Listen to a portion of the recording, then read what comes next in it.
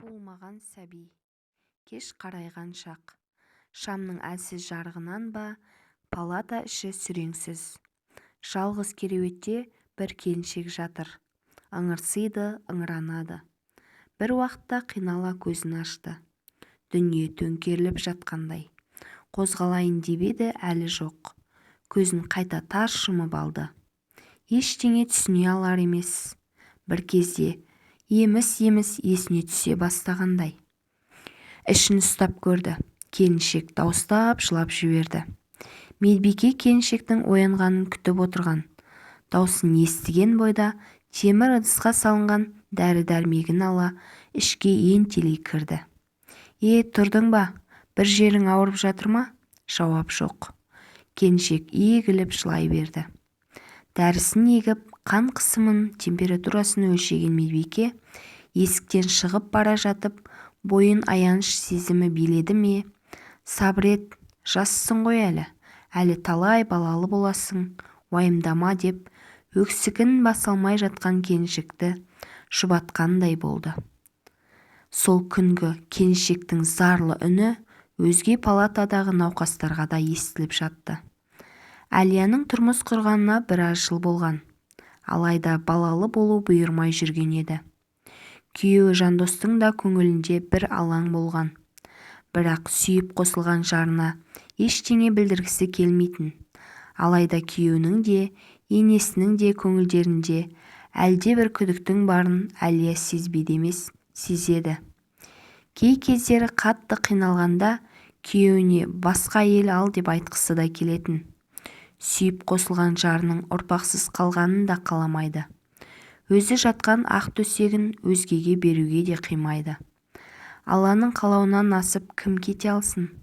Қандай амал жасамасын, құрсақ көтере алмай біраз жүрген еді. Әлия бар күшін жинап тұрмақ болып еді, басы айналып тұра алмады. Денесінің ауырлығын сезініп құлап барады.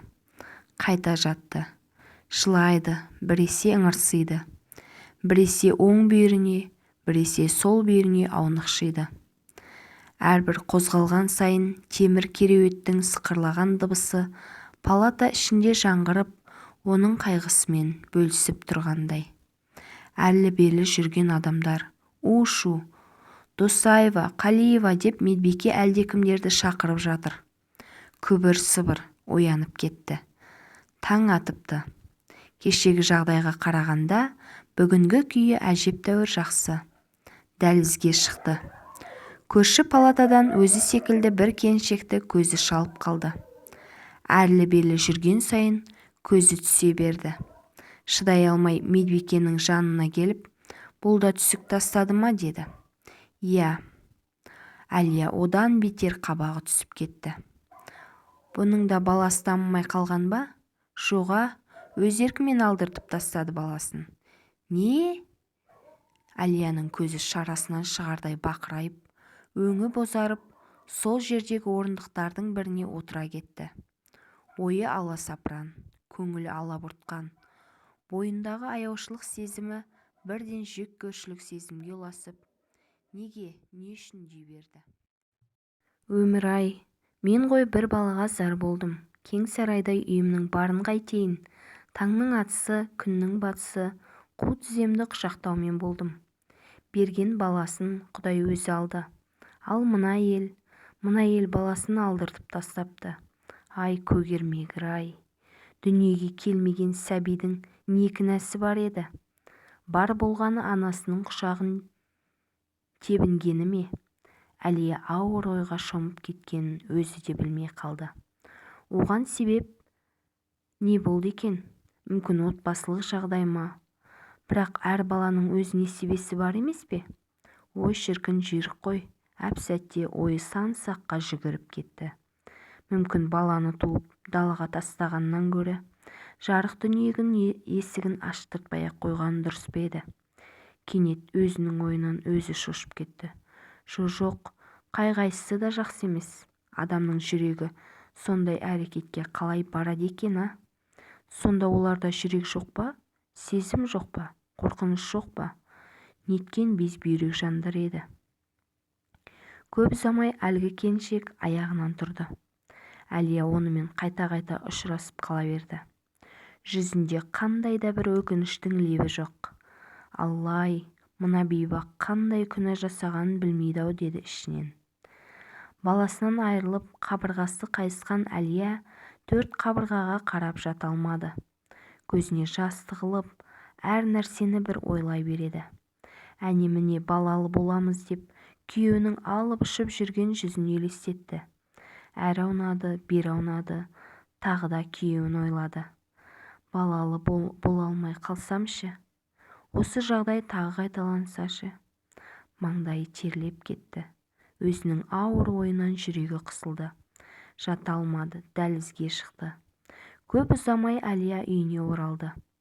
Арада біраз уақыт өтсе де, күйеуінің де, енесінің де бұрынғыдай ыстық ықыласы байқалмайды. Болған жайға Әлияны кінәлайтын сияқты. Үй ішіндегі көңілсіздік Әлияның еңсесін баса берді. Ақыры шыдай алмады. Сенің маған деген көңілің бұрынғыдай емес сияқты. Жандос үндемеді. Теріс қарап жатып алды. Жандостың бұл әрекеті жанына батқан Әлия ашуға булықты. Осының бәрі маған да оңай деймісің? Осындай ауыр күнде маған қолдау білдіріп, демеу болудың орнына сенің мұның не? Баланы мен бе өлтірген? Неге мені кінәлайсың? Я, сен менің баламды өлтірген. Сол күні мен саған шешеңнің үйіне барма дедім. Тыңдадың ба сен мені? Не болды ақыры? Осы перзентті қанша күттік біз, деп Жандос ойындағысының бәрін айтты. Доғар. Ұрыс үлкен жанжалға айналды. Әлия қолына ілінген затын алды да киініп үйден шығып кетті. Оны тоқтататын ешкім болмады. Жандос түнімен ұйықтай алмады. Таң қылау бере көзі ілініп барады екен. Есіктің қоңырауынан оянып кетті. Одан соң анасының ойбайлаған даусын естіді. Тұра салып оң жағына қарады. Әйелі жоқ. Жүрегі бір жамандықты сезіп, алып ұшып дәлізге шықты. Пагонды ұзын бойлы жігіт анасына сөйлеп тұр екен. Бекем болыңыз, бұл оқиға бойынша тергеу жүргіземіз. Әзірге көлік астына өзі түсті деген жорамалымыз бар. Қазір оны ауруханаға алып кетті. Жандос пен анасы алып ұшып ауруханаға жетті. Шотаева Әлияның жұбайсыз ба?